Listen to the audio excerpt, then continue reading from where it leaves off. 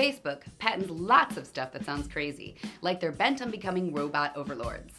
An example of that is when they patented eye tracking technology, as in Facebook can watch where our eyes move.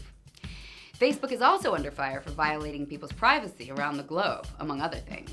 So Congress has been questioning them about their practices, and one of the things they questioned them about was why the hell do they want to track people's eye movements? This was Facebook's answer.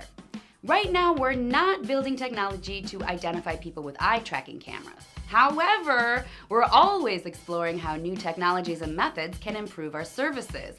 And eye-based identification is one way that we could potentially reduce consumer friction and add security for people when they log into Oculus or access Oculus content.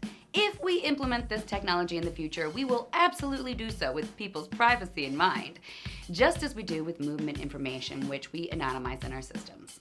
So, got that? They're not going to invade people's privacy by tracking their eye movements. They're just going to reduce consumer friction.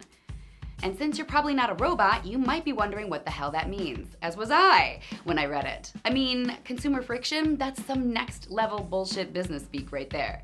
But it turns out Facebook didn't invent it. It's a real bullshit phrase. According to Marketing Week's Colin Lewis, consumer friction is anything that slows down the customer when buying stuff. Like if you have to log in to another site or agree to extra fees that are introduced after you're already halfway through the buying process. Those are examples of consumer friction.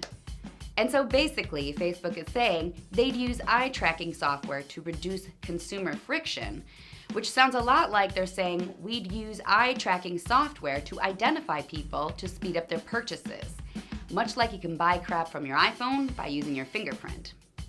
They also have more than just one patent for eye tracking, not just the one. So even though they say they aren't developing anything right now, it sure seems like it's something they want to do. And they promise that they'll do so with your privacy in mind. Personally, I'm experiencing a little friction in buying what they're selling.